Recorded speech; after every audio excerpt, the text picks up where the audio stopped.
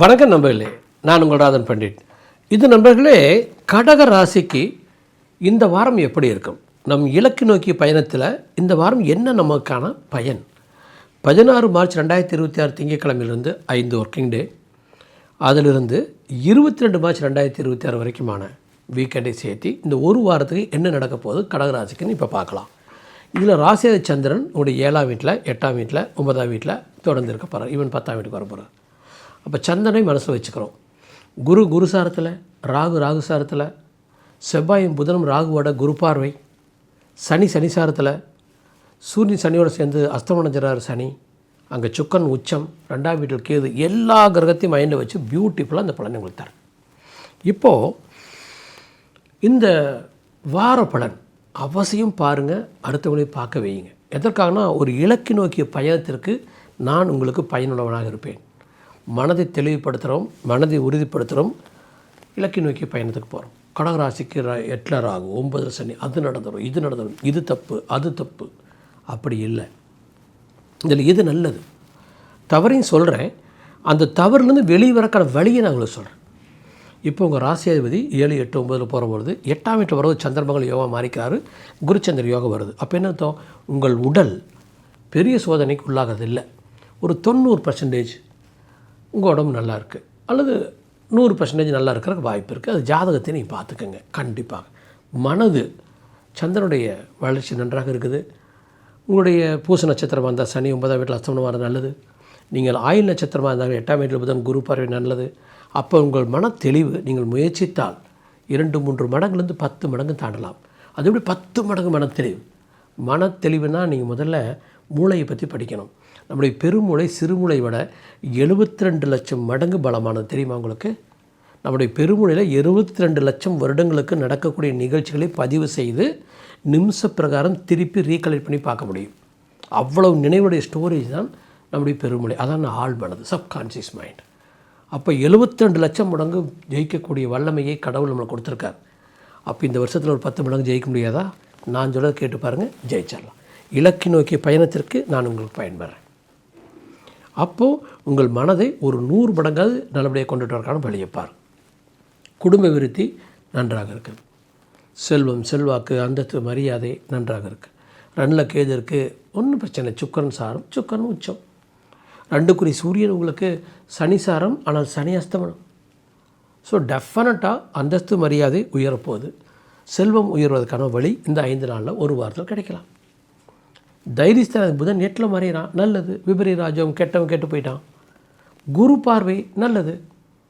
அப்போ நீங்கள் எடுக்கிற முடிவுகளில், தெளிவான விஷயங்களில் நீங்கள் ஜெயிக்கிறீங்க. ரொம்ப எளிதாக ஜெயிக்கலாம், தெரியுமா?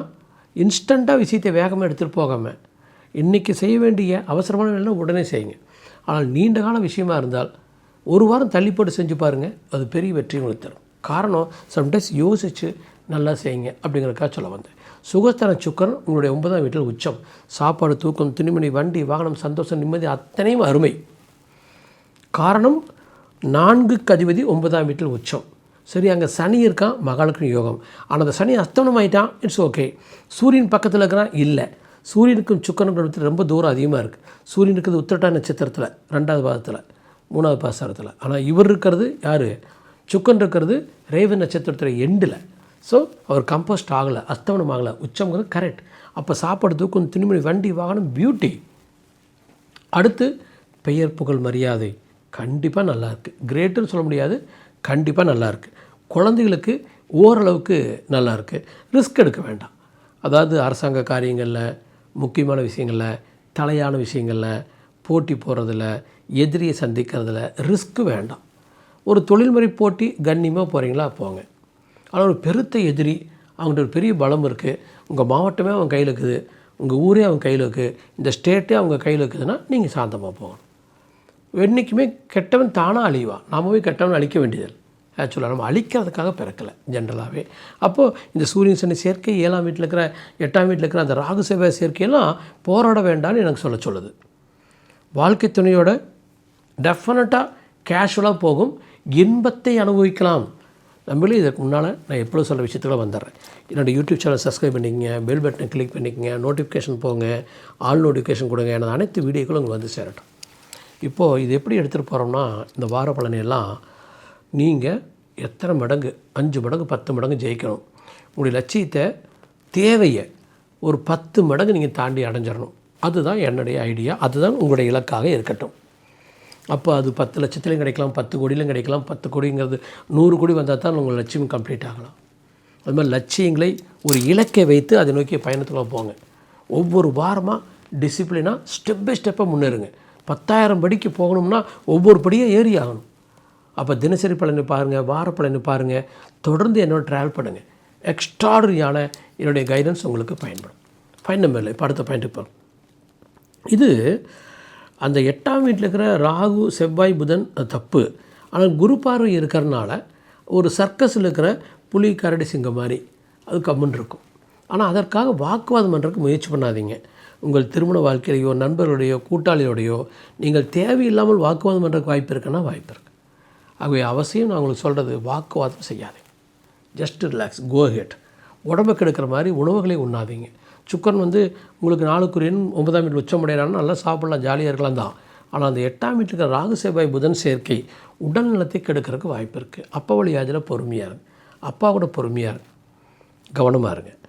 ஒன்றும் பெருசாக சச்சரவு பண்ணிக்க வேண்டாம். ரிலாக்ஸாக போகும். அவருக்கு அப்பா எப்படி இருக்கான்னு பாருங்கள், அவர் ஜாதகம் எப்படி இருக்குன்னு பாருங்கள். பயப்படுற ஒன்றும் இல்லை. ஆனால் அப்பாவுக்கு ஒரு ஷேக் ஏற்படலான்னா ஏற்படலாம். அப்பாவுடைய அதில் வில்லங்கங்கள் ஏற்படலான்னா வாய்ப்பு இருக்குது. ஆனால் இது ரொம்ப டீப்பான ப்ரெடிக்ஷன். அது உங்கள் ஜாதகத்தில் இருந்தால் தான் நடக்கும். ஸோ ஜாதகத்தில் போய் பார்த்துக்குங்க. இருக்குதுன்னா கவனமாக இருக்கும். இந்த நேரத்தில் ஒரு பூமிங் வந்துச்சுன்னா அதில் நீங்கள் தலையிடாதீங்க, கம்முன்னு போயிருங்க. இப்போ உங்கள் தம்பியோ தங்கச்சியோ அண்ணனோ அக்காவோ உங்களோட தொந்தரவு பண்ணுறாங்கன்னா கடந்து போங்க, மன்னிச்சிடும். ஆக்சுவலாக சொந்த உறவினர்களை இக்னோர் பண்ணிட்டு போயிடும்.